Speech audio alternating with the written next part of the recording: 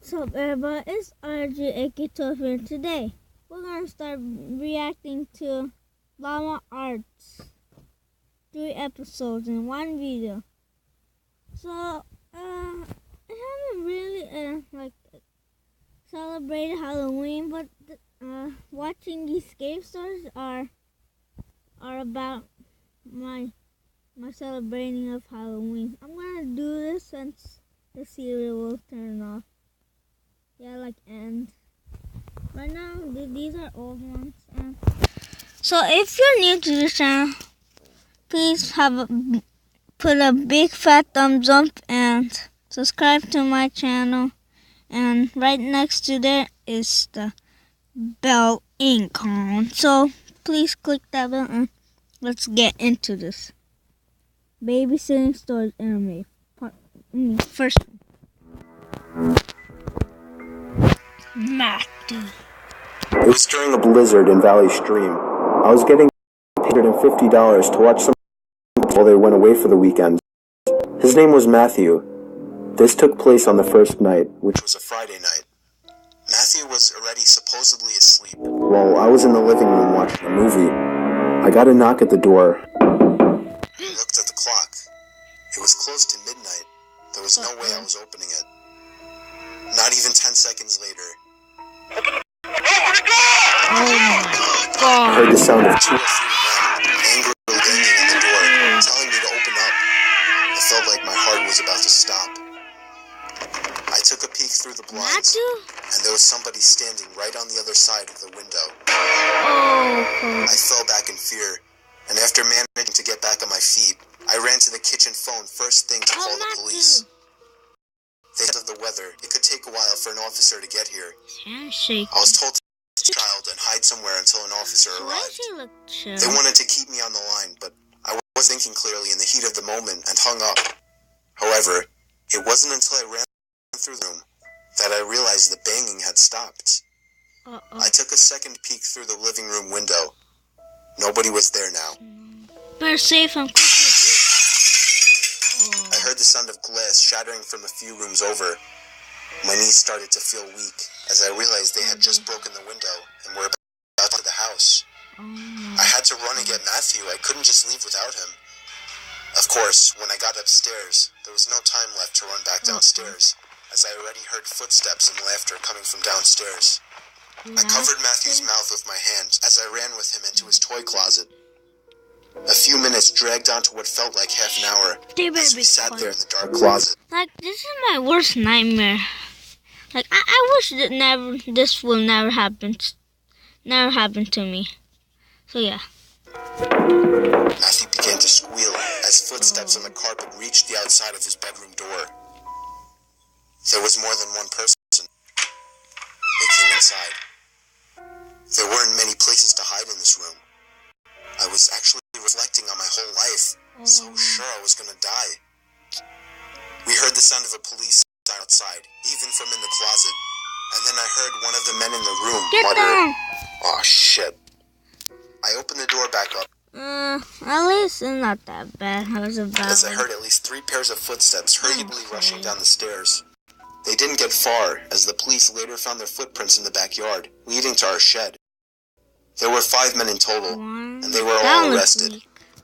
That don't look weak. Ooh, that don't look like a drug dealer. He looks weird too. Wow, that was very weird. Sleepover stories animated second. And Tanay? This happened when I was 5 years old. My best friend Anthony wanted me to come over for the night, since his parents would be gone. I rode my bike over and put it in his backyard before letting myself in through his back door. We played basically every video game he had, from FIFA all the way to Call of Duty, with popcorn and other junk food spilled out all over the floor. I wish this happened to me. As the night progressed, we moved from video games to watching half a movie and getting bored, to doing prank. Did you know something? Pizzeria! From the scary story. Calls at close to 10 o'clock. Anthony made a few calls to different pizza places. When it was my I just dialed a few random numbers in hopes to get someone at their house. On, say, my fourth attempt, I finally reached somebody. A guy with a deep and rough voice picked up, answering with a yeah instead of a hello. Hello? Anthony's laughing in the background made me stumble with my words mid-sentence, ultimately cracking up into laughter. I had never done a prank call, so I sucked at it. The guy on the other end was silent. I regained a straight face and tried to continue with the call. It went silent. Sir, would it be alright if I borrowed one of the wheels from your car? What's your name, kid? My name is Bob. Really? You sure it's not Anthony? Me like a brick. I looked up at Anthony, whose face was noticeably full of fear. I hung up the phone, not wanting to be on the line with whoever that was for another second. Anthony, who the hell was that? I asked him. I don't know, he told me. Does your caller ID info display your name or something? No, it shows my dad's name. We hopped on the computer and did some research, trying to figure out how it was possible to get someone's name either. It didn't make sense how he could get Anthony's name so quickly. He was way too young at the time to be on any of those personal information sharing websites. Creepy. We ended up asking a question on Yahoo Answers, since no one had a similar experience. Turned up no answers. I suggested he call his dad, but he said he wasn't supposed to have anybody over for the weekend, so he didn't want to call. We planned on sleeping in the living room, so we just resumed watching the movie that we hadn't finished from her. Right after the phone call had left my mind, me and Anthony looked at him and we heard his front storm door opening, and then the doorknob to the front door began to turn. It's opened, I think. It only was able to turn about halfway before the lock restricted it. Anthony turned off the TV and went to the window to see who it was. I spread the blinds open. There was a tall guy standing outside. He noticed the blinds moving and turned to look at me. I practically threw the blinds back into place. Me and Anthony hid in the kitchen, listening for any more noises. We heard the sound of the gate to the backyard opening, as it was right outside the kitchen window. I forgot to shut the back door. Anthony urged me to run and shut it. I made it to the hallway leading to his back door and froze. There was a silhouette standing outside the back door. I don't think he noticed me, but he was surely looking into the house. He opened the door and I tiptoed to the kitchen and motioned for Anthony to follow me upstairs. We made it to his room as quietly as possible, pulling the door shut to avoid making. Very quiet. We crawled under his bed. He had cloth covering the bottom of his bed, so you couldn't see anything under it unless you actually moved the cloth. The doors downstairs all opened, each one getting closer to the stairs. Emily began up the stairs, and he was right outside the door now. The door to the room opened. I could hear Anthony's breathing. It was too loud. Footsteps moved over to the closet open. Yeah, this is like, I never want this happen. Like, this is how it feels like. That's just nasty. No, and like, yeah, this thing. I could hear the coat hangers being slid around as the fabric of the jackets and coat each other. Footsteps moved over to the bed and stopped. I felt like my heart was about to explode out of my chest. It's too loud. Oh my god. They're done. Cover his mouth with my hand. Nothing but silence now. We laid still for so long, I almost thought he wasn't even in the room anymore. I moved my hand away from Anthony's mouth and whispered in his ear, "You think we can make a run for it?" He was about to answer when the most disturbing, memory-haunting scream I'd ever heard filled my ears as Anthony was seemingly dragged out from under the bed. I crawled out and saw him struggling with the man. I desperately looked around for anything to use as a weapon. I settled with the screwdriver sitting on his nightstand. I hurried over to the man and drove the screwdriver into his back. He let go of Anthony as he let out a scream of agony, giving us time to get the hell out of it. Running onto the road would give away our position too easily. Take too long to make it to his neighbor's house.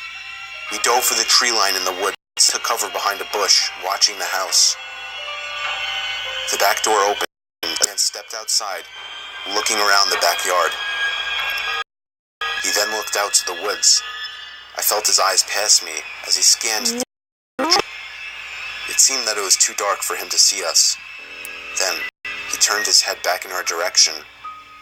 I ducked behind the bush. Joe, he's coming.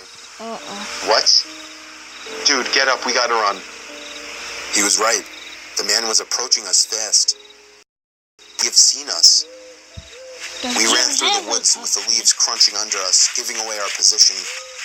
When Anthony tripped over something, I crouched down with him, hoping far enough. Not even 20 seconds later, oncoming footsteps from the direction we were running from came fast. They slowed down only 2 trees away from us as we lay face down in the leaves. Moments later, the footsteps off in another direction. We waited until we could no longer hear them and took off in the direction of the house. While running, over the sound of leaves crushing and breathing, I could swear I heard leaves crushing from behind us. Made it back to his backyard, into his house, and this time remembering to shut the back door. We were now able to call the police. Anthony stayed on the line with them. We patrolled the back windows, making sure nobody was out there. It was so dark, though, I couldn't see anything. So I did something that seems stupid today. I turned on his backyard lights, and immediately in the distance, over by the woods, I saw him standing in front of a big tree. He turned off back into the woods and disappeared from sight. That was the last time me or Anthony ever saw him. I would be lying if we heard the occasional knocks at our windows or something cliche. No. 5 years have passed and nothing has happened. Do I wonder if it was somehow linked to the prank call? Maybe. Does it make sense? Not really. But yeah, this was how me and my still best friend Anthony almost died during a break-in. Wow. That's creepy. Like, I never wish that happened. Now the last one we kicked, but this one was a long one. What's this one? So let's just watch the Vacation Horror Stories.